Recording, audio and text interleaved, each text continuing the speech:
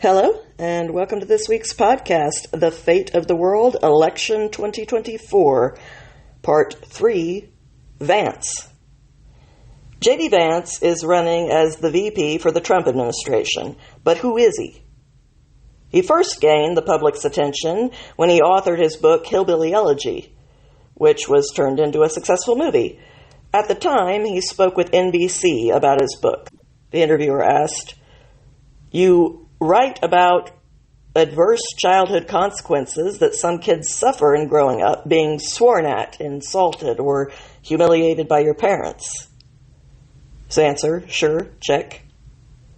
Being pushed, grabbed, or having something thrown at you? Check. Having parents who are separated or divorced?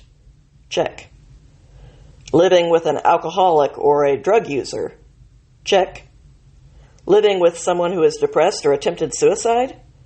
Check. Watching a loved one be physically abused? Check. You're batting 1,000. Yeah, he chuckled.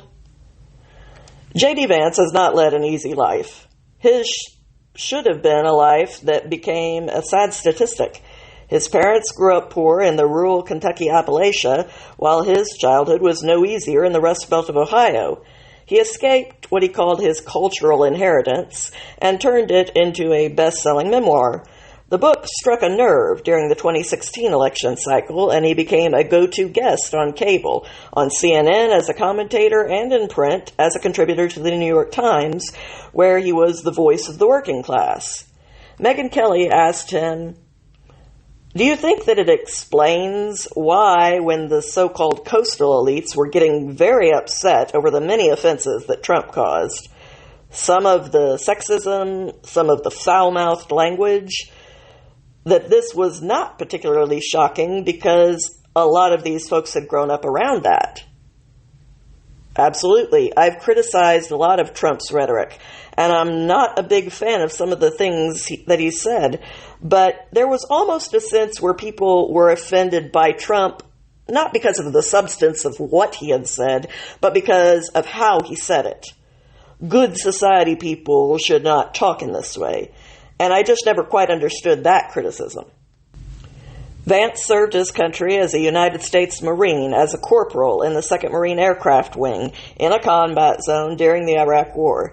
He was a military journalist, winning the Iraq Campaign Medal, the Marine Corps' Good Conduct Medal, and the Navy and Marine Corps' Achievement Medal. Then he graduated Ohio State summa cum laude while working for Senator Bob Schuller, before going on to Yale Law School, where he excelled so much that he was an editor of the famous Yale Law Journal and made the Law Review. He worked for Senator John Cornyn, then as a law clerk for the U.S. District Court before working for a corporate law firm. Then he became a Silicon Valley venture capitalist, giving him real-world business experience, all before returning to Ohio to serve his home state as a politician, endeavoring to make the everyday lives of real Americans better, not just with pretty words, but with real improvements. JD Vance was abandoned as a child by his father. His mother was locked in a prolonged struggle with drug use, specifically heroin, and he was primarily raised by his mama, an old word that we Southerners use for our grandmothers. Even so, he did not escape the scars of a childhood lived at the mercy of an addict. Something as simple as a car ride went terribly wrong. Quote, "I said something or some conversation topic really ignited her temper, and then she just sped up. And she kept on saying, 'I'm just going to crash the car and kill us both. I'm going to crash the car and kill us both.' JD was forced to jump out of the car and run for help, which resulted in his mother being arrested. There were tears in his eyes recalling that moment from his childhood, watching his mother being taken away. He said, quote, "Honestly, I just felt relieved. In that moment, I just felt relieved. And I thought to myself, all right, I'm going to live another day." That's how terrified I was. I mean, I just wanted that situation to end, and then I just broke down. I remember I was just really sad and felt very lonely because I'm sitting in the back of this police cruiser. They've just arrested my mom. The relief of having survived another day is gone. And then I just wanted someone to come and take me away. That was actually Lindsay. That was who. Sorry. It's just such a crystal clear memory, and so it's hard almost to not feel the same way I felt as a 12-year-old kid sitting in the back of that police cruiser. But I also think that moment is kind of a microcosm of my entire life, is that there was this brief moment of terror and of feeling really lonely, and then there was Lindsay. His sister Lindsay, who was 5 years older than him, said she would die for him and he for her. She was the one who protected him from their mother's abuse.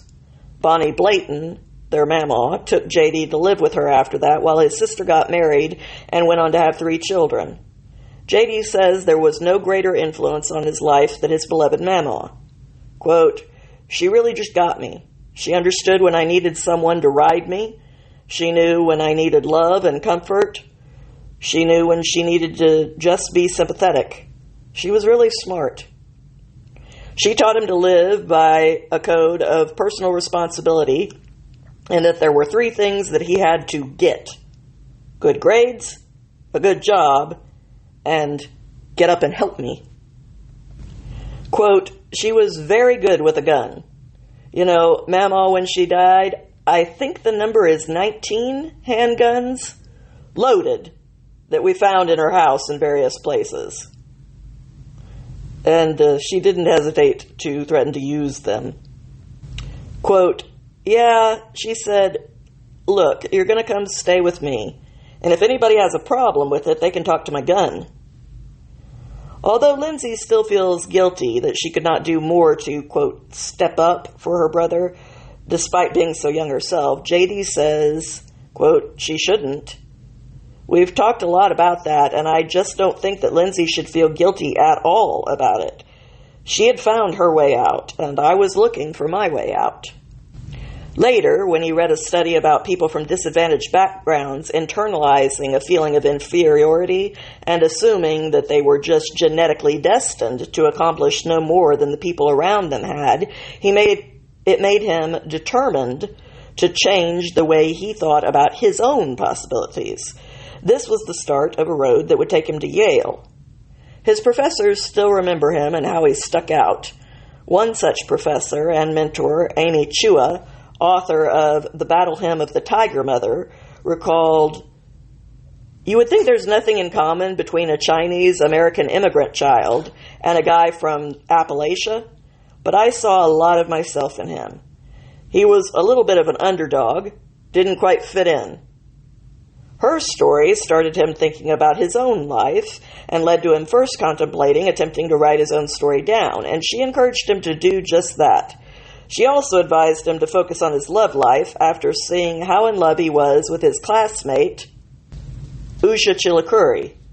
She is now his wife. Looking back, she says, "He just really had a great attitude to everything. He was clearly so excited to be there in a way that a lot of people you get accustomed to places like Yale Law School when you've been to other universities like that before. And he just felt very different." But under JD's positive exterior lurked the traumas of his past. "I was as close to a nervous breakdown as I ever have. The stress of law school, Mom had just had a heroin overdose. I was in love with this girl, Usha, but I didn't quite know how to be in love with her in the way that I wanted to be. And I just thought to myself, you finally got to this place that's going to guarantee that your life is going to go well, and you're struggling with all the things that you thought you had gotten away from." But he managed. He graduated, they got married, and started raising a family with the birth of their first son. He was eventually given a little brother and a little sister. JD's mother, Beverly, is clean now, and his wife had success as well. After her education at Yale and Cambridge, she entered a clerkship under the Supreme Court Chief Justice John Roberts. JD says, the takeaway of the book is the community and family really matter, And I think anybody who ignores that is fundamentally not appreciating the actual reality that exists on the ground and the complexity of the problems these kids face. After returning to Ohio, he started working for an investment firm dedicated to creating opportunities in Ohio and started his own nonprofit, Our Ohio Renewal, that focuses on education, addiction, and the social ills faced by the community that he grew up in. He ran for office for the first time, winning his election as U.S. Senator, an idea he once laughed at. Quote, I think that when people ask me if I want to run for office, part of me wonders, do they think that I give off that used car salesman vibe? Thinking back, he said, the honest answer is that I probably haven't dealt with everything. But that's part of growing up and living your life, is that you're constantly dealing with stuff and you're constantly working through it. The book is not an effort to sort of finally work through all of these things that happened when I was a kid. It's the beginning of an effort that will probably take me for the rest of my life, and I'm okay with that. So, that is JD Vance, the person in a nutshell. What does he bring to an administration? He was patriotic and brave enough to sign up to serve his country after 9/11, but also wise enough and honest enough to realize that not everything that followed was what it first appeared to be, and to admit that the war was a mistake. He is a huge success who knows both the law, business, and technology, but he also came from the poor working class and understands the reality of life for most Americans, as well as what works in the real world of business. In short, he brings a lot to the table. He told the All In podcast, quote, I do think there is a deep connection between the poverty that I saw growing up and the fact that our entire economy is just less innovative than we pretend it is. If you look at the real innovation in the American economy, it's been in the world of software. If you look at where the economy has been most stagnant, it's been in basically the heavily regulated parts of the economy, which is where 90% of the people that I represent in the Senate and 80% that I hope to represent as their vice president actually make their living, run their business, and go to work every single day. He would like to see us broaden the innovation in tech beyond just software into transportation, energy, and a whole suite of other areas to combat the stagnant economy. He believes that a lot of our present-day pathologies have stemmed from the futureless conditions of the economy. He is also right about the ultimately short-sighted self-destruction that the media has caused and continues to cause through their dishonesty. Referring to the last two elections, he said, quote, a lot of the things the press said about Donald Trump and says about Donald Trump are just straight-up fabrications. So if you think the press is biased, that's one thing. But if you think the press is fundamentally trying to tell you the truth, even if it's in a biased way, and then you realize that, Donald Trump never called white supremacists very fine people after Charlottesville, a total fabrication of the American media. It's okay, what other things am I hearing about Donald Trump that are actually not true? And I would add to that, not just about Trump, but about any stories they're telling us. JD has been the victim of this intentional dishonesty as well. There is no way that anyone who heard his remarks that school shootings had become a fact of life and that was completely unacceptable to normalize a tragedy like that knows that there is no way that Democrats could be sincerely mistaken when they claim that he dismissed school shootings as a fact of life, as though everyone must just get used to them. Keep lying to us. You always get found out. See where that gets you.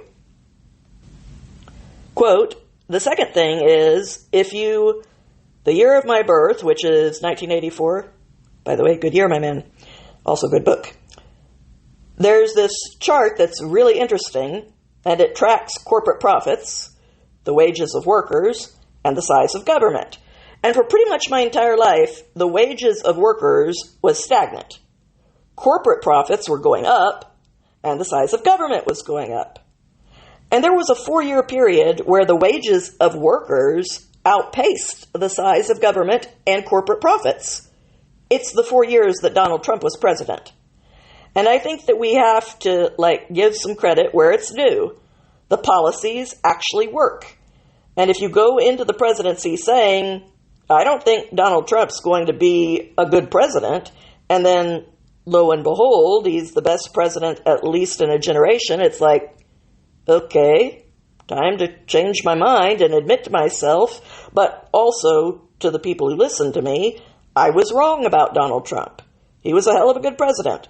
Of course, I'm running as his running mate because I think he'll do it again. It is interesting, the perception of him as this guy who holds grudges. He selected a guy who was very much a critic of his back in 2015 as his running mate. Clearly something doesn't make sense. And I think that what doesn't make sense is this idea that Trump is more motivated by grievances than he is by the public interest. He's actually much more motivated by the public interest. That's the truth. Fundamentally, the reason the old guard of the Republican Party hates Donald Trump, it's not because of January the 6th, 2021, whatever your views on it. It's that Donald Trump doesn't think we should start stupid wars in foreign countries, and that's why they all hate him. One of the things that our government should do, I think, obviously, it should be doing less than it currently does, but what it does, I want it to do well. And most importantly, I want the critical social welfare functions of our government to go to the people who actually deserve to be here. So as United States Senator, I have asked multiple staff members, I've asked officials in various government departments, if you take the, give or take 25 million illegal aliens that are here in this country right now, how much money do we spend on illegal aliens every single year in this country? And I've gotten estimates that range between $100 billion a year to $600 billion a year. And where does that money come from? Well, it comes from health care benefits. Even though illegal aliens aren't entitled to Section 8 housing, their children are entitled to Section 8 housing. There's also a lot of Social Security fraud, a lot of Medicare fraud. So one thing that we could save a lot of money on is actually focusing our national interests on American citizens, people who deserve to be here. We'd save a lot of money that way. That would be a huge and transformative thing. I actually do think you could cut the American defense budget and make our country stronger, but you would have to make the procurement process much more efficient, and that's a big thing to tackle. But that's what we're in the business of doing, big things. I don't know that you have to pass legislation to do that, but you really, as a president and vice president, you have to be willing to take on some very powerful defense contractors, and I know that's something that President Trump and I very much want to do. I want to be the second set of eyes and ears for the president's agenda. One of the things that was true, and he will tell you this, the first time he was president of the United States, is there were people in government, there were people in his own administration that he was a newcomer to politics. He didn't fully trust everybody that was around him. We want to build a team that's actually aligned on the agenda, because agree or disagree with Donald Trump on a specific policy issue, assuming the American people make him the next president, and I think that they will, that is the next president, and his policy determination should dictate the executive administration of government. If they don't, we don't have a real democracy. And by the way, not to wade back into January 6th territory, but what is a bigger threat to American democracy? Is it that we had a big fight about some of the certification on January the 6th, and of course you had some rioters at the Capitol? Or is it, for example, the Joint Chiefs of Staff didn't obey the President of the United States troop redeployments in Syria, which actually happened during Trump's administration? If we're going to talk about threats to democracy, we need the government to be responsive to the American people's elected president. If you don't have that, you don't have a real democracy. One of the hosts went on to joke that the team coming together as a potential Trump administration is, quote, "It's like an Avengers movie at this point. You, Bobby Kennedy, Elon, Trump." But given Musk's involvement, I think Tammy Peterson's description of the X-Men is better. I'm voting for that team more than anything else.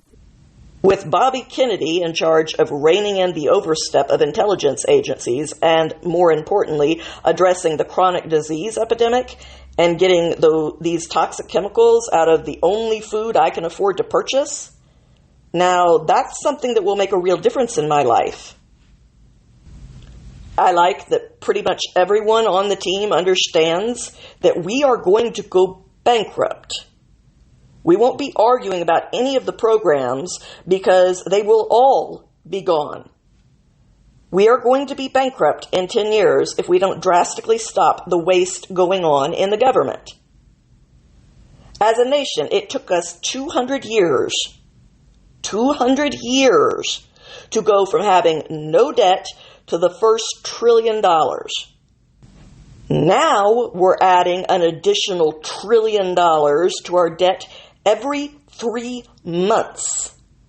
The waste has got to stop, or we are not going to survive. It's that simple.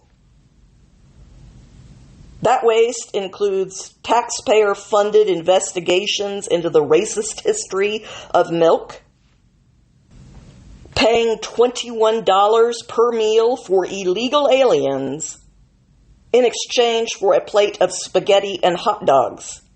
McDonald's would be cheaper. When the Francis Scott Key Bridge was constructed in 1977, it cost $141 million, which would be about $740 million today. Okay, $740 million. The government estimates that to repair it after the collapse is going to cost over $2 billion. So, where is that other billion plus going exactly? In 2008, California's Bullet Train project was supposed to cost $40 billion total. 15 years later, we've spent $18 billion so far, and they're asking for a total of $140 billion to build a track that is 171 miles long. Almost $1 billion per mile. Are you kidding me? China just spent $300 billion to build 16,000 miles of high-speed rail. Not 171 miles, but 16,000, which would equal about $18 million per mile, or 2% of what we're paying our government with our tax dollars to do the same thing. We are 50 times as expensive as China. Well done. And Kamala has a whole list of giveaways to add on to that. $25,000 to all new homeowners, $50,000 to new businesses, etc., etc., etc. Get serious. Then you have Elon, who cut the waste at Twitter in half, while all the naysayers held wakes for the platform, saying this was the end. But it clearly has worked.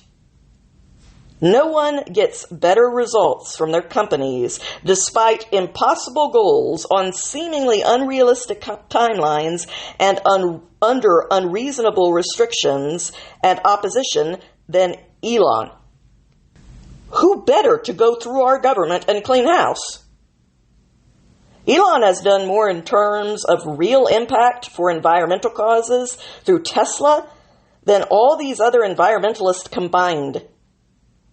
Tesla is more than an electric car. It's a robot on wheels. He is less than 5 years away from releasing humanoid robots that will change the planet. SpaceX just rescued NASA astronauts and is set to make us interplanetary in my lifetime. His satellites bring the internet to the most remote regions of the world. Neuralink frankly scares the hell out of me, but I have to admit the insane possibilities that are there.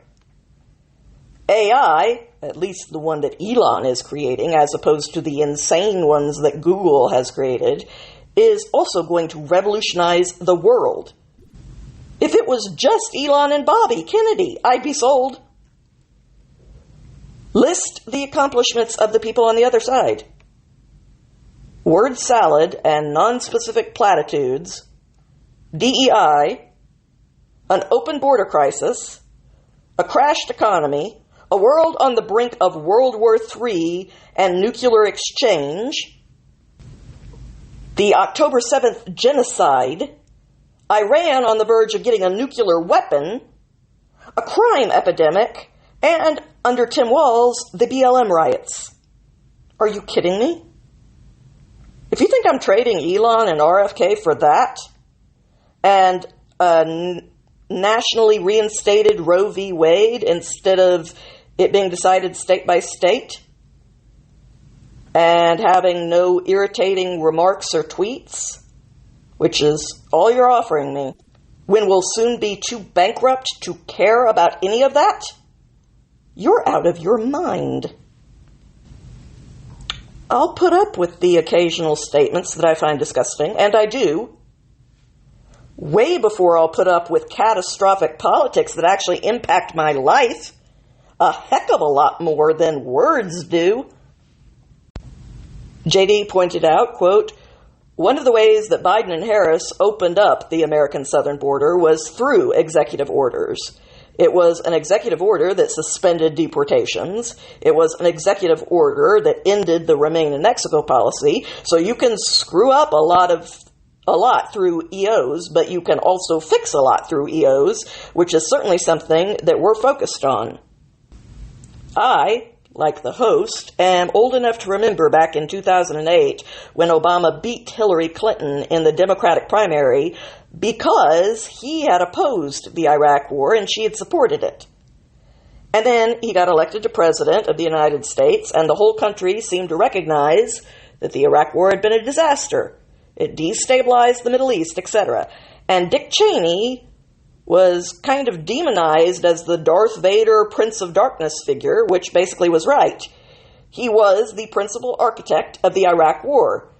He recently endorsed Kamala Harris and was welcomed as though his endorsement was the noblest act of the best of men by the very party that was practically calling him a war criminal 3 years ago.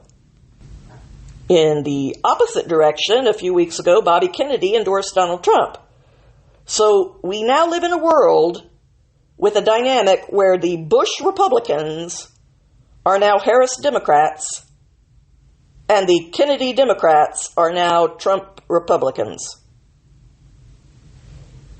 It is the great fracturing of the two parties who have finally shifted so far that they are both splitting and realigning like the Great Continental Shift. It used to be the Republicans who were considered the warmongers.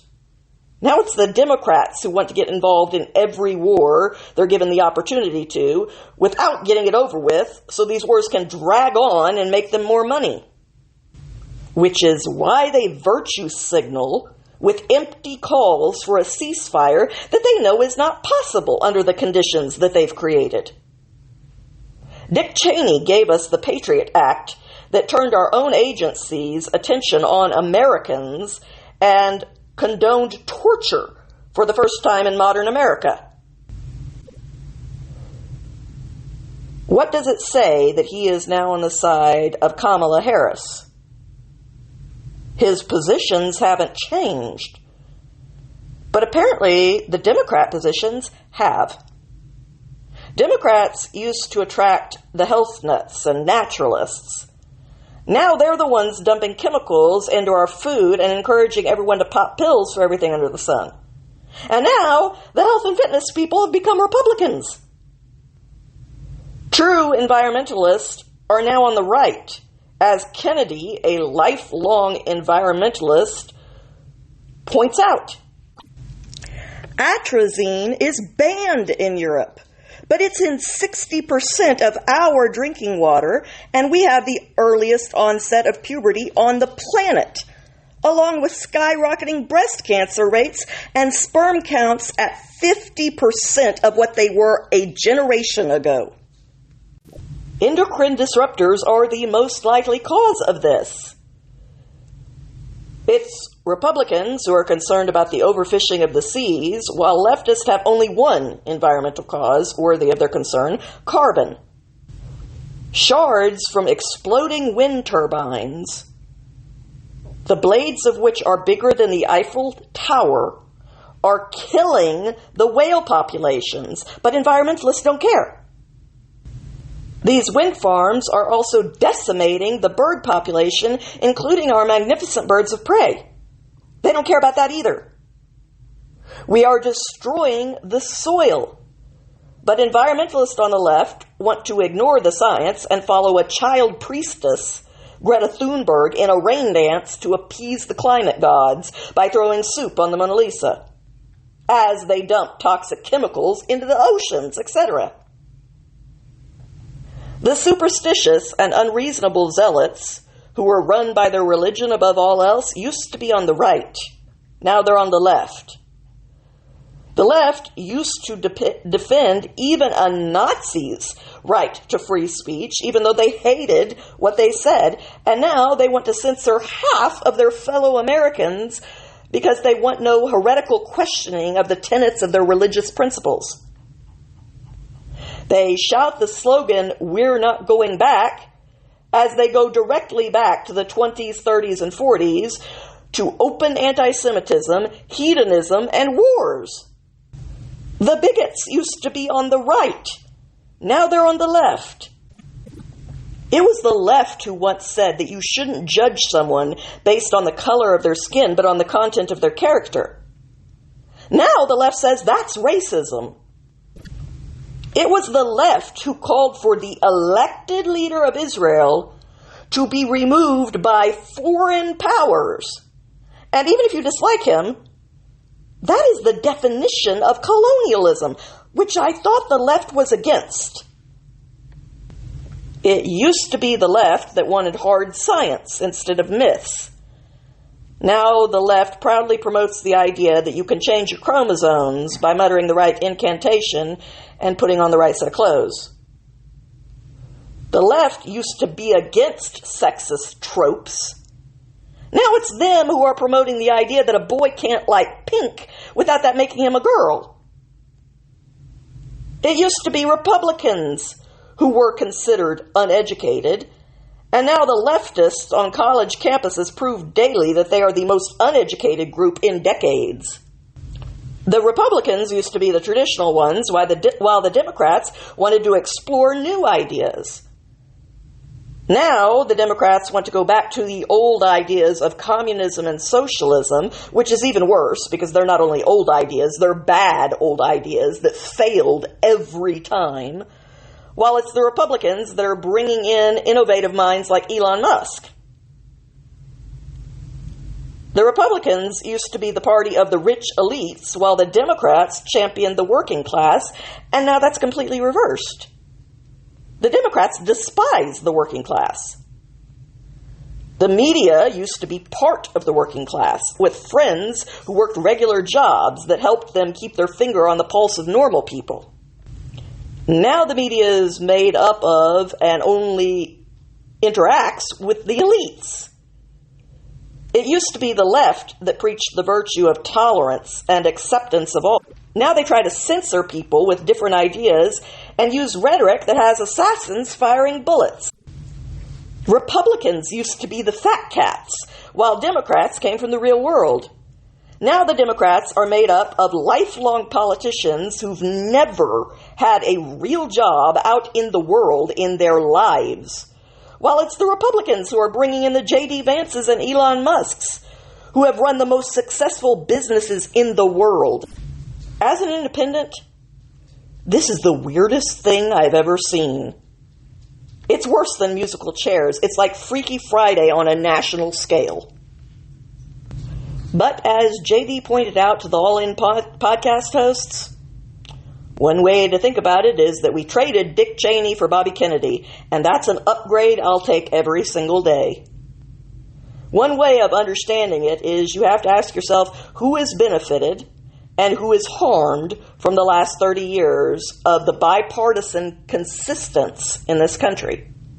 You want to talk about a manufacturing policy that I think promoted the offshoring of millions of good American manufacturing jobs, and in the process, by the way, made us less self-reliant as a country, that really benefited the people like Dick Cheney and Kamala Harris and their donors?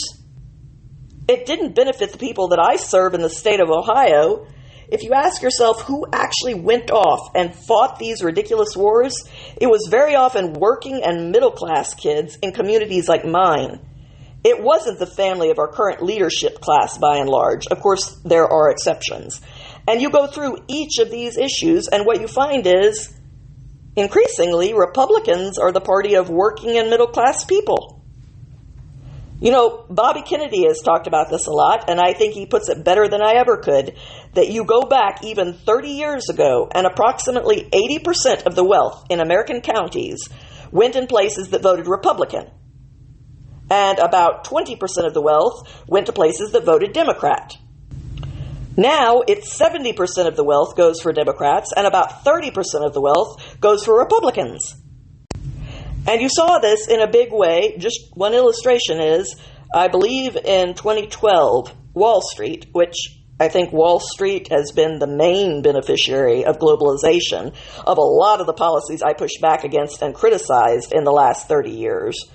Wall Street went 3-1 for Romney over Obama in 2012. I believe they went 4-1 for Clinton over Trump in 2016. And like 9-1 for Biden over Trump in 2020. So there was a massive shift in who makes up these parties. Increasingly, wealthy people direct their money to Democrats, working and middle-class people direct their money to Republicans. The Uniparty, the Kamala Harris's and Dick Cheney's parties have benefited a certain group of people. Those people are increasingly Democrats. Donald Trump has been pushing back against that consensus, and his policies, I think, benefit the majority of the country. So increasingly, I think the working and middle-class heart of the country is going for Republicans. Another spin on this, because I know we're focused on tech in this conference, big tech has become increasingly pro-Democrat. Little tech has become increasingly pro-Republican. So if you're an upstart, if you're in crypto, if you're like a small AI company, I think you're much more likely to be pro-Republican. If you're a monopolist in big tech, I mean, look at Facebook, Google, how they're putting their resources.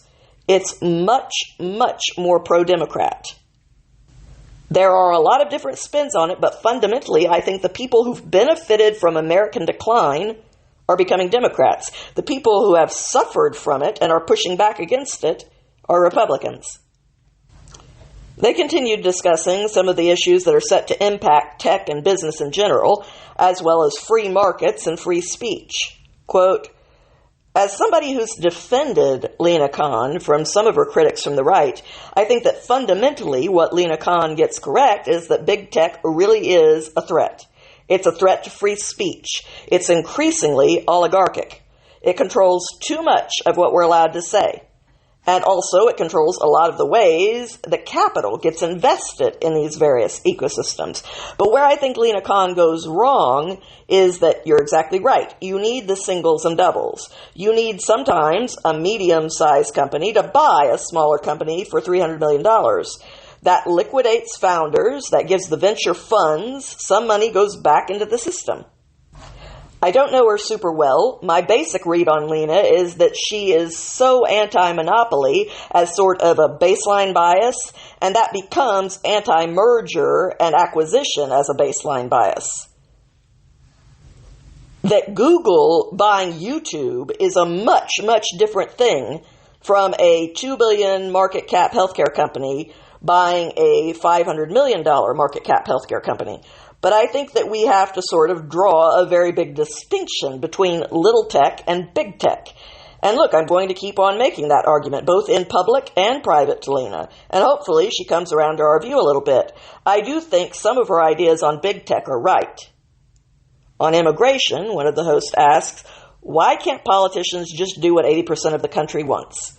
Which is allow very talented people into the country, close the border, and make it more like a points-based system, like Canada, Australia, and everybody else. Why is this immigration issue so weaponized by both parties? Quote, well, I think the reason why it's so difficult right now, and generally I agree that, okay, we're going to let some immigrants in. We want them to be high talent, high quality people. You don't want to let a large number of illegal aliens in. Obviously, that's President Trump's view. But I think the reason why it's so broken down right now is you have 25 million illegal aliens right now in this country. And you can't fix what I would call the minor or less important immigration question until you fix the real problem. And part of that goes back, by the way, to the way the system got broken down in the first place. Ronald Reagan, of course, great governor of California, a great president, but Reagan did, in 1986, a massive amnesty program where in some ways he was trying to do exactly what you're talking about. Fix the problem with people who are already here, make sure that our immigration system is more pro-skill, but also close down the border. And what happened is we got all the amnesty, but we didn't get the closing down of the border. So in order to do anything meaningful on immigration policy, meaning legal immigration policy, you've got to close down the border and establish some basic order.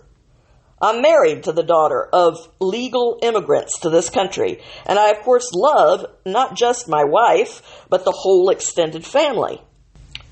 But here's the thing. When you allow 25 million people into this country, it breaks down the entire social contract. Think about this. You're down on your luck. You lost your job. You get unemployment insurance. You're really down on your luck. You need food assistance from the federal government.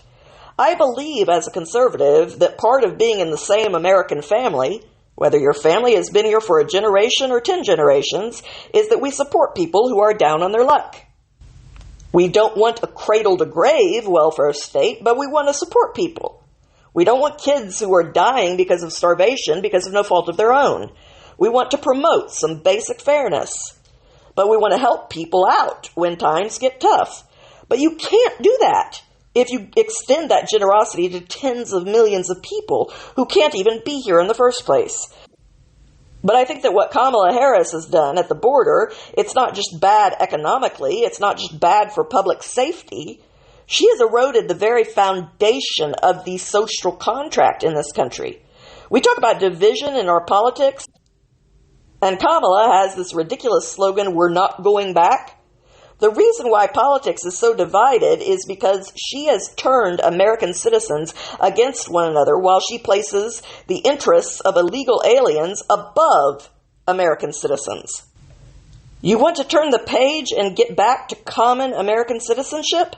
Stop putting illegal aliens to the front of the line of American citizens.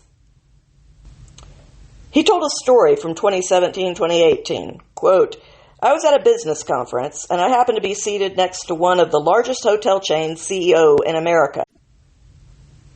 And my wife was there, and we talk about this as the Monopolies story, because this guy was just going off. Maybe he'd had too much to drink. He's just going off about how Donald Trump's immigration policies had forced him to raise the wages of his workers.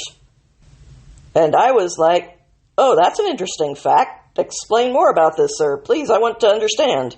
And he said, well, because we can hire a lot of immigrants, frankly, we can hire a lot of illegal immigrants under the table, and we can't do that because there are fewer legal immigrants, so we have to pay our American citizen workers more money. And I'm like, oh shit, that sounds pretty good actually. Isn't that what we actually want? Is for people to be earning higher wages for doing a good job?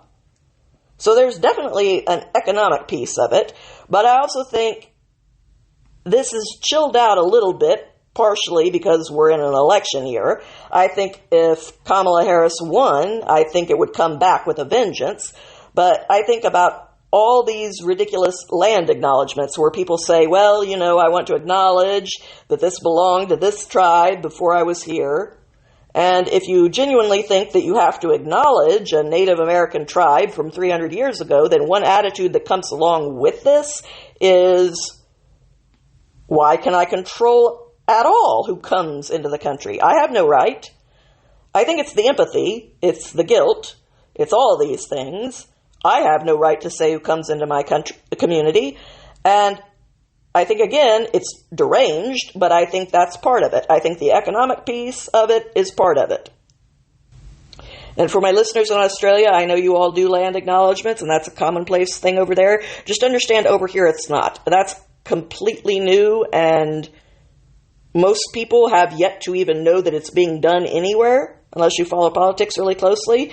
And most of the people that do know it are kind of confused by it. Like, of course, we all know our history, but why do you need to begin every business conference by listing the people who once lived on this land? That's just the way it's seen here. Maybe seen differently where you come from. Quote, it's certainly a vote argument. I mean, Democrats will say this, of course. Republicans are accused of racism for just repeating what Democrats have said. When somebody like Chuck Schumer says, well, we're going to have an emerging Democrat majority because we're going to have all these new immigrants and all the old Americans are going to vote for a Republican, but we're going to replace them with a bunch of new people who will vote for Democrats. That's pretty sick. But again, if you call it out, you're somehow a racist, even though Chuck Schumer himself is calling it out as if it were a good thing. When asked how is it even feasible to actually carry out the mass-scale deportations that have been promised, he said, quote, it's like somebody who comes to me and I'm eating my lunch and they say, look, that sandwich is 10 times the size of your mouth. How are you possibly going to eat that whole sandwich? It's like, well, I'm going to take a first bite, then I'm going to take a second bite. Then I'm going to take a third bite, and eventually the problem is going to be, look, you start out with the million people who are what we call criminal migrants.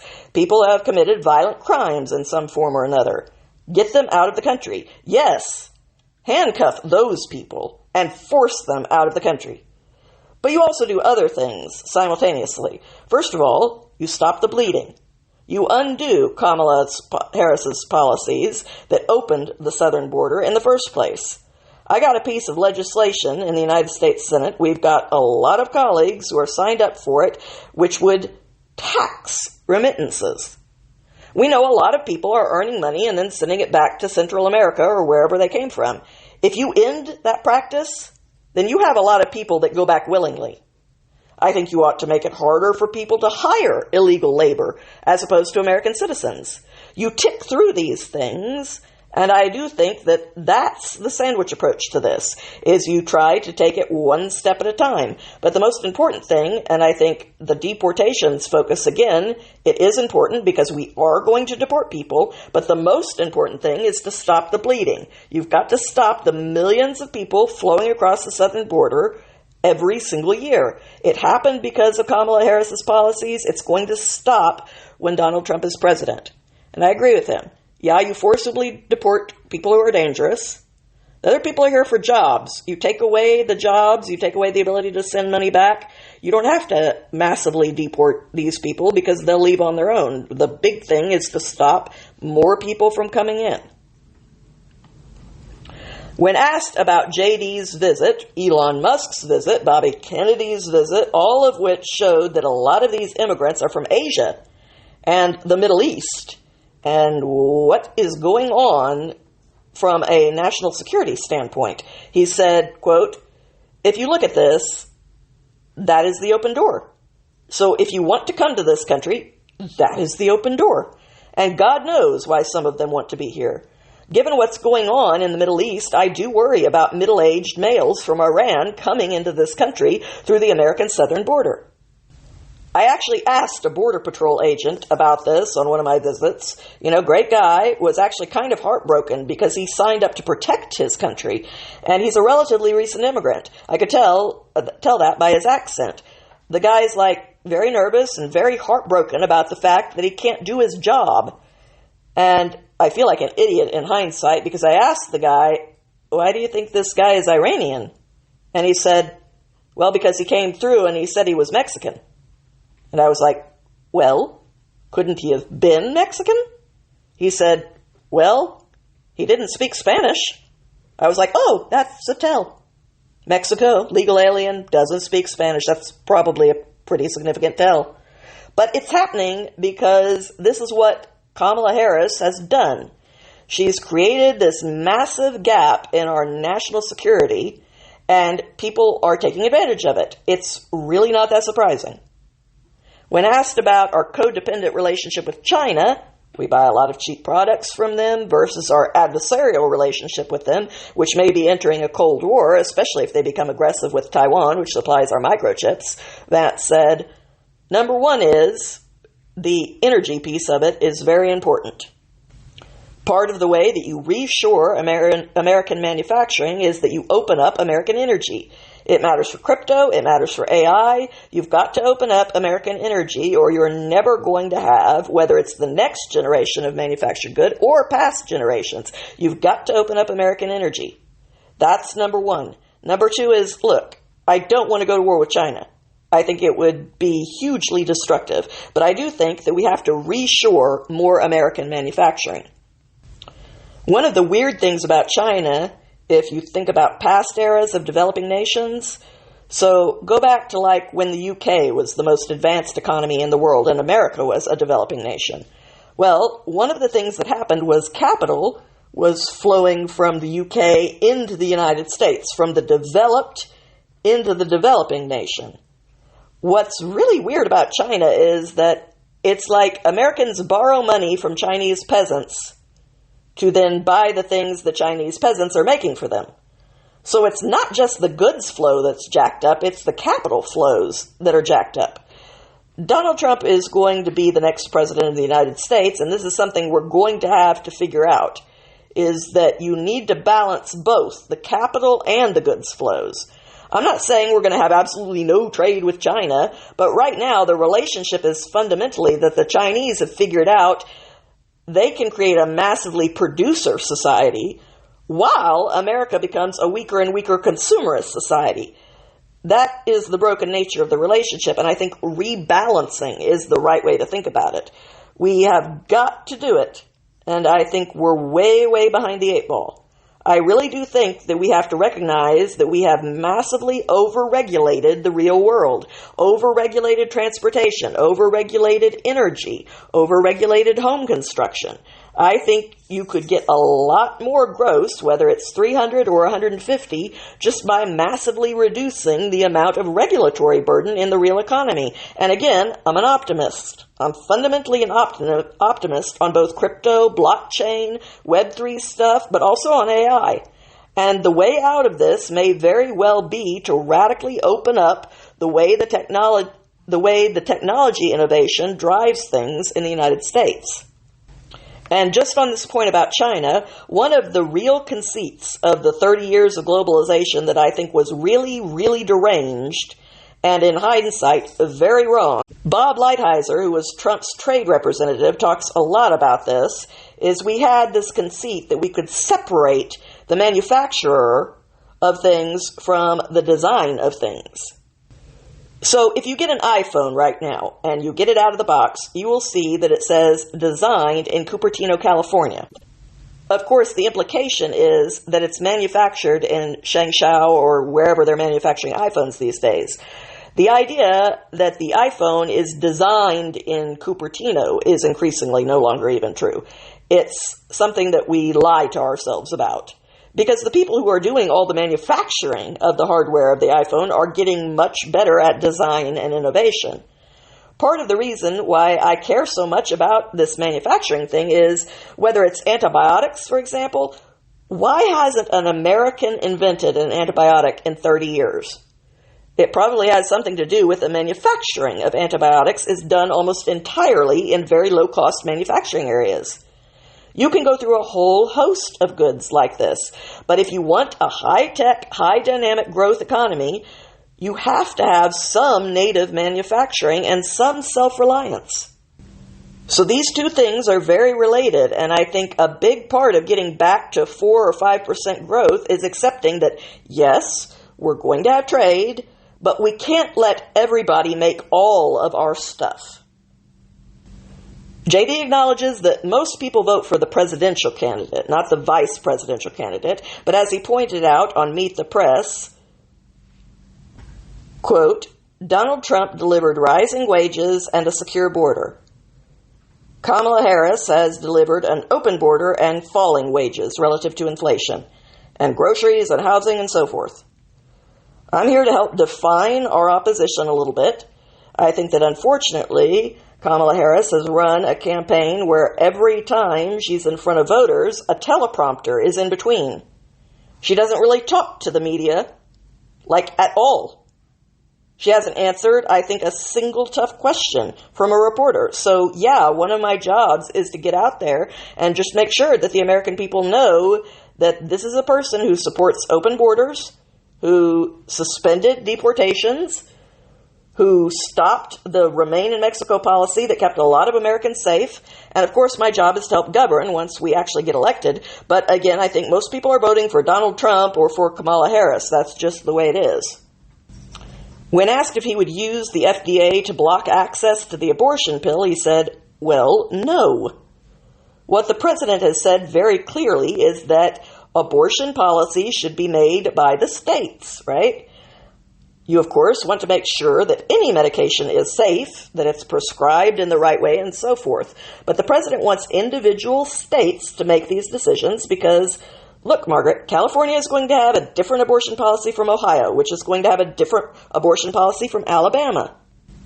But I think that what we really want is when states and voters in those states make decisions, we, of course, want the states and federal government to respect those decisions. And that's what President Trump has said is consistently, we need to get out of the culture war side of the abortion issue. We need to let the states decide their specific abortion policies. And look, what President Trump and I want to do on family policy is make it easier for families to start in the first place. We want to bring down housing costs so that if you have a baby, there's actually a place to raise that baby. We want to increase and expand the child tax credit. We want to make it easier for moms and dads to not be shocked by these surprise medical bills when they go to an out-of-network provider. We're working on all this stuff. And I think that's ultimately how we turn down the temperature a little bit, is make it easier to choose life in the first place. Because when you talk to women, when you talk to moms and dads, a lot of times they feel like if you have a pregnancy, especially an unexpected pregnancy, there just aren't options. We want to provide more options so that people are raising families in a thriving and happy way in this country. We just want the FDA to make sure that doctors are prescribing this in a safe way. That's all that we've ever said. And I believe that that is how President Trump feels about this, is, again, you want the states to make these determinations. You also want to make sure that the FDA is ensuring that these medications are safe for anybody who's taking them.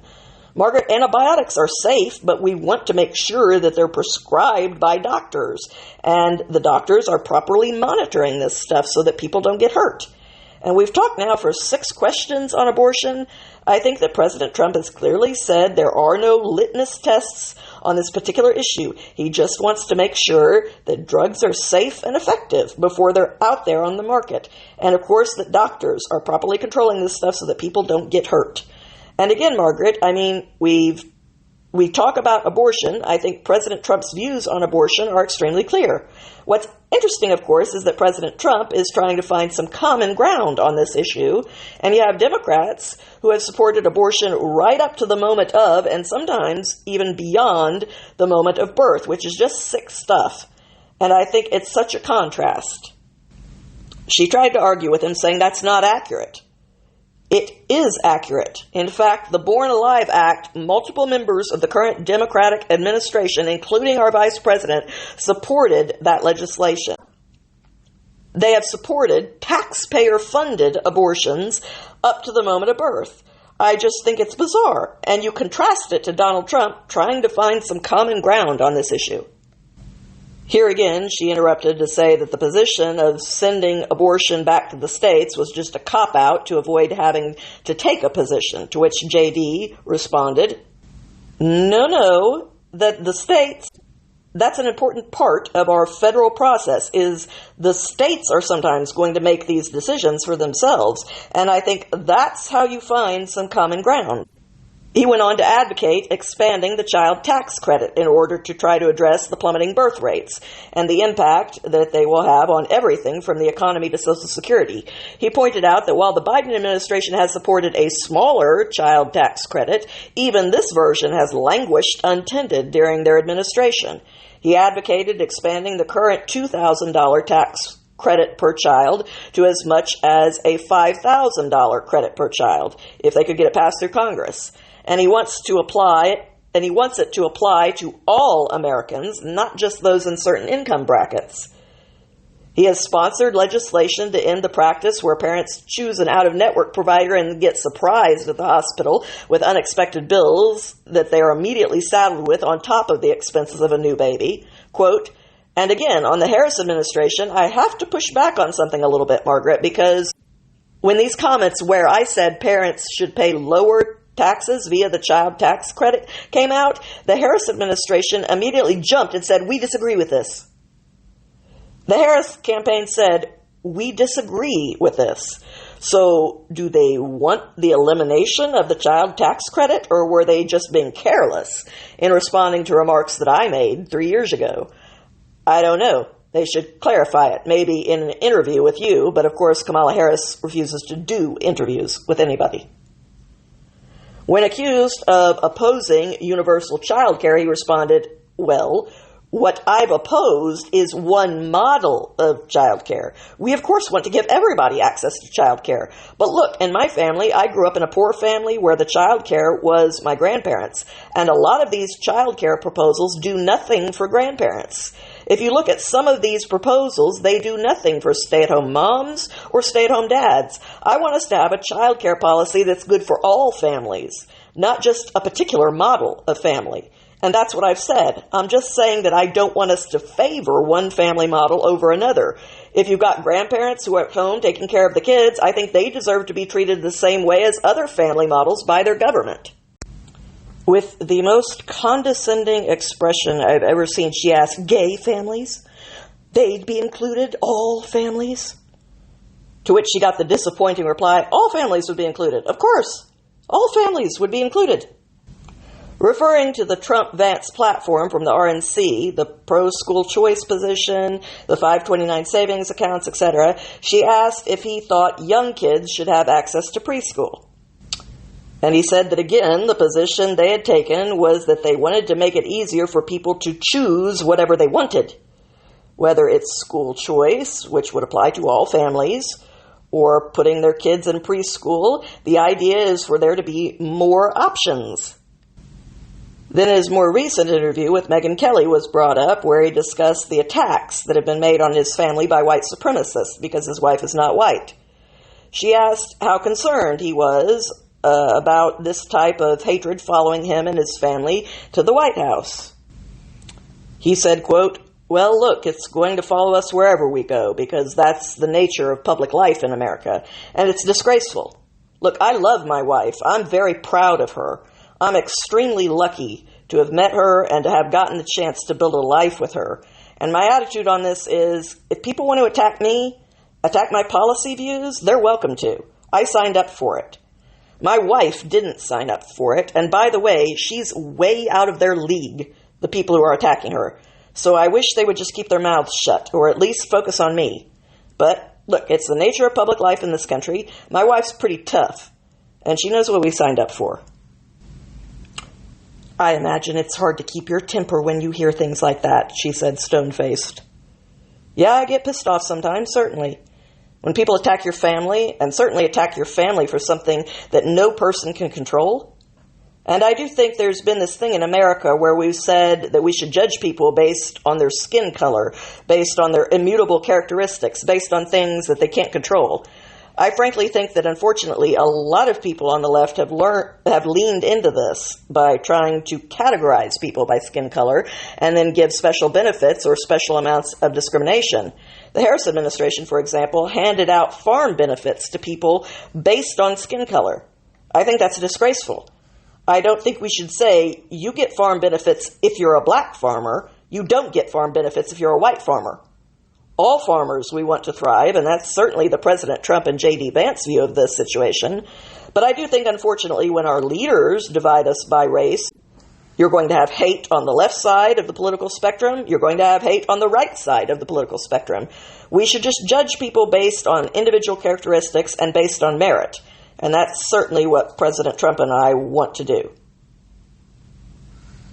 But that wasn't born in the last 4 years, she argued. Oh, not at all. But I think President Biden and Harris have certainly accelerated it. I don't think you've seen anything like what we've seen from Kamala Harris when it comes from handing out government benefits based on people's immutable characteristics. The actual legal enshrinement of discrimination in this country? We haven't seen anything like it in the last 30 or 40 years, certainly back in the 60s and 50s. We all look at that as a period that we wanted to get away from. And in some ways, the Harris administration has re-implemented it. I think it's pretty disgraceful. But she didn't want to talk about that. Quote, well, in your own movement, that's what I want to talk about. Because one of the supremacists who was saying things like this about your family, Nick Fuentes, an avowed anti-Semite, went after your wife. He had previously dined at Mar-a-Lago with Donald Trump. Does this have any room in your movement, in the MAGA movement? She demanded. What was she hoping he was going to say? Yes, our movement is built on people who consider my 3 small children to be racial abominations. So stupid. Before I provide JD Vance's answer, I'd like to insert my own. At least I agree with this journalist about one thing. Nick Fuentes is human garbage. I don't know how to make it any more plain than that. And given that I can connect Kamala Harris to Adolf Hitler in under 6 degrees of separation, you may not want to go here, hon. Because there's trash on both sides of the aisle. We'll get into that 6 degrees of separation next week when we talk about Tim Walz. Obviously, JD answered, quote, of course it doesn't have any room in the MAGA movement, and of course you disavow him and this. Again, does she think there's any chance? He answers, no, I want to adopt him and bring him home like a stray. Why is it that the media is only capable of asking pointless questions anymore, instead of the ones that need to be asked? Quote, and of course, Donald Trump has criticized this person. Look, I think the guy is a total loser. Certainly I disavow him. But if you ask me what I care more about, is it a person attacking me personally, or is it governmental policy that discriminates based on race? That's what I really worry about, is bad government policy that harms people based on their immutable characteristics. Look, a lot of losers are going to attack me and attack my family. I think the proper response to them is to ignore them. Don't feed the trolls and they largely go away. What I worry much more about is bad government policies, Margaret, because I think it's a bad, bad thing. At which point she pivoted to his claim of being among the most pro-labor Republicans in the Senate, saying that he was not a big fan of right-to-work laws that make it harder for unions to organize. Then asked why, if that was the case, him being pro-union, why were they down in the polls among union voters? A question I would now like to flip on her, given that the unions failed to endorse any candidate after polls showed that they would have to endorse Trump-Vance because 60% of their members support the Trump-Vance ticket. He went on to say that they were trying to protect the working men and union members' jobs while, quote, Kamala Harris has pursued a series of green energy policies that would ship more and more manufacturing jobs to China, more and more energy jobs to China. That's going to destroy a lot of union jobs, and what President Trump and I have to do is make the case to these workers, union and non-union alike, that we're the candidacy, we're the presidency that's going to protect their jobs and protect their right to earn a good wage in the country they love. I think that when people know about the policy differences between Kamala Harris's pro-shipping American manufacturing jobs to China with ridiculous energy policies and Donald Trump, who wants to drill and actually open up America's energy market so that we can manufacture more, they're going to vote for President Trump. I have no doubt about that. She then pointed out that he's one of the few Republican supporters of antitrust reforms, which she claimed was a Biden-Harris position, saying that he had said that FTC Commissioner Lina Khan had done a pretty good job. When he agreed, she asked, what did he mean by that? To which he should have said, well, when I say someone's done a pretty good job, that means I think they've done a pretty good job. Did that mean that he would try to break up Google and Microsoft? He said that he didn't agree with Lina on everything, but that she had been smart about trying to go after some of the big tech companies that monopolize and censor what we're allowed to say in our own country. Quote, I don't want Google or a billionaire that controls Google that's in bed with China to be able to censor American information, and that's exactly what they've done. Then she tried to argue that Elon Musk was the most guilty of this because he does a lot of business with China while supporting the Trump movement. To which Vance correctly pointed out, but he does not censor. One, he does not censor, and two, he does not have a monopoly over free speech in a way that Google has a much, much bigger company, a much more powerful control. And by the way, the presidency that started the antitrust lawsuit against Google was Donald J. Trump's presidency, right? So in a lot of ways, President Trump and I look at this in the same way. We want good wages for American workers. We want Americans to be able to speak their own mind in their own country. Sometimes that means you've got to take on those monopolies. President Trump already did it, and I think he'll do it again if we give him another chance. Then she tried to imply that he was a hypocrite for trying to court campaign funds from Silicon Valley if he's anti-big tech, which is dumb because the problem isn't that tech is evil. Censorious monopolies are the problem. And to which he pointed out, quote, not from Google and Facebook, Margaret. I think there's a big difference between big tech and little tech. A lot of these companies are upstarts. They're trying to build a cool product. They're trying to take on the Googles and Facebooks of the world. Google and Facebook are not giving me a whole lot of money because they don't like me. Because I believe that Americans ought to be able to speak their mind in their own country. And I think these companies are too big. We ought to take the Teddy Roosevelt approach to some of them, break them up, don't let them control what people are allowed to say. So yes, the big tech companies don't like me. The little tech companies, people who I think are trying to do something important to take on these big tech incumbents, yeah, a lot of them do support me. And I, of course, am proud to have their support because we agree on a lot of big issues. When asked if that meant that he was promising small tech less regulation, he said, I think Twitter, for example, when you look at its user base and you look at how much control Google has over the digital advertising infrastructure, we ought to be going after some of these incumbents. And I certainly don't think that Elon Musk has any monopoly. He's not using his company to try to destroy competitors, and that to me is where something crosses the line when you got to be a little more focused on antitrust issues.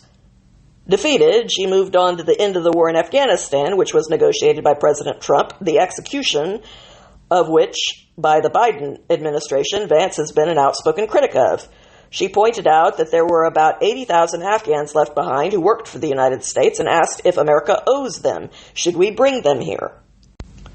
Quote, I think we should bring people here who helped us and have been properly vetted. And that's very, very important because a lot of the people the Biden administration has brought in have not been properly vetted. The Biden administration has let in Afghan nationals who say they supported America but actually did not. We also need to remember, Margaret, there was a lot, when we were in Afghanistan, a lot of so-called blue-on-green or green-on-blue violence, where people who were allegedly supposed to help us killed American troops. Do I want them in our country? Of course I don't. In fact, I wish they weren't on this earth anymore. So we have to be very careful about who we let into this country. And if they're properly vetted, I think that we should help them. Some of them don't want to come here, by the way, Margaret. Some of them would like us to give them safety in another country.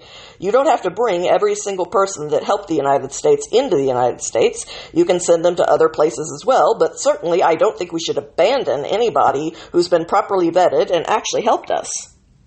She tried to say that his position contradicted Trump's, who said that he would suspend refugee admissions to the United States, to which Vance replied, exactly, because we're not properly vetting, but you're saying not in this case.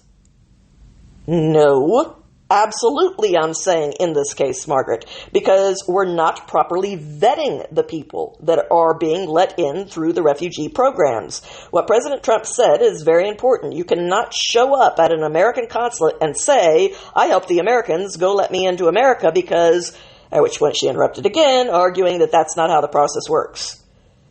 It very often is how the process works, Margaret. It is not, she insisted. The Biden administration has been scandalous in not properly vetting these people. Donald Trump is exactly right. And again, just because they helped us, allegedly, doesn't mean you have to let them come to Pittsburgh, Pennsylvania. Maybe some of them should go to other countries. Maybe we should help some of them in their own country. And President Trump is exactly right about this. In fact, we know beyond a shadow of doubt that some of the people who have been let in to this country are on the terrorist watch list. That is disgraceful. We should stop it. Then she accused him of conflating people who had come in through the southern border with those who had come in through the refugee process, to which he replied, oh no, we've certainly let in people through the refugee resettlement who should not be in this country. Absolutely we have. We have not properly vetted everybody who's come in. She asked if he had been briefed on anything specific. I have been briefed privately, but there's also been public reports of people who have come in through the refugee resettlement process who are actually on some kind of terrorism watch list, or who, importantly, were not actually helping Americans even though they claimed. We've got to be careful, Margaret. We have a country to protect. I have 3 small children. I don't want people walking around the streets of this country who said they served the United States, but because the Biden administration doesn't believe in immigration enforcement, they didn't properly vet them. They eventually moved on to whether China was a competitor or an adversary. Quote, I think they're both, right? And I think that what we want to do here is build the kind of international order where we can check China. We don't want to go to war with China, but certainly they're an adversary. The Chinese know that they're manufacturing tons of fentanyl they're letting come into our country. Kamala Harris has done nothing about this. She should apply diplomatic and economic leverage over the Chinese to stop manufacturing this fentanyl, which then comes into the Mexican drug cartels, which is then shipped into our country. We should do so much more. Fentanyl is not easy to manufacture, Margaret, and if Harris was applying proper leverage to the Chinese and to the Mexican drug cartels, we would not have so many people dying of fentanyl. I think you walk into Beijing, you talk to Xi Jinping, and you say, your entire economy is going to collapse unless you get access to American markets. You need to take this fentanyl seriously, or we are going to impose serious tariffs and economic penalties for not following our laws and not helping us stem the flow of this deadly poison. When asked about the possibility of blowback to the American economy from this, he said, quote, I think that we have a powerful economy, Margaret, with the best workers in the entire world. If we need to fight a trade war with the Chinese, we will fight it and we will win it.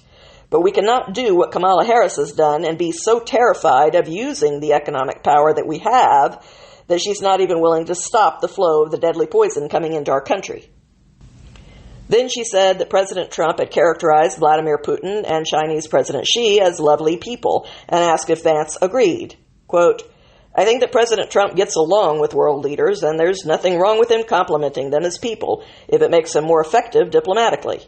She argued, that's different from walking in and laying down the law to Xi Jinping.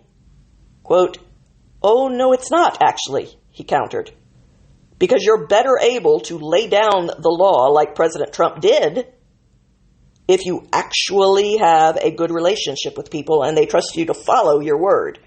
We have to remember that Democrats, including Kamala Harris, attacked Donald Trump for having a good relationship with Vladimir Putin. But when Donald Trump was president, Vladimir Putin didn't invade another country. When Kamala Harris was vice president, he did. So maybe they should take a lesson from Donald Trump's playbook about diplomatic legitimacy, because I think Donald Trump got a lot done because world leaders respected him. Vance gave a superb debate providing a narrative versus reality contrast as he came across as intelligent, controlled, and professional. It demolished the whole weird narrative that has been beat like a drum with the reality that out of all four of the people on the tickets, JD is the most normal of the group by far. He came across as the blue-collar everyman who is also highly intelligent and qualified, which is exactly what he is. Everyone concedes that he clearly won the debate, and it wasn't even close. So, again, you don't have to be willing to vote for Trump. I'm not. I am voting for the team giving me Elon, who repeatedly does the impossible and will be auditing the unacceptable waste in the government, RFK, who will be taking on toxins and government agencies, and Vance, a team dubbed the X-Men. Not the team that Waltz bragged about. Him, with his socialism is neighborliness take. Mr. got kicked off a commune for being a mooch, Bernie Sanders. Dick Cheney, the architect of the disastrous Iraq War, and Taylor Swift, which you may like her music, but writing songs is hardly a qualification for running the Middle East or checkmating Vladimir Putin. And no serious person thinks otherwise, however much they like her music. I think the contrast between these teams is so clear that it doesn't require my input. I hope you found this week's podcast entertaining and informative, and I hope you will come back next week for a look at what Tim Walz is bringing to Kamala's ticket. Thank you, and have a good week, my friends.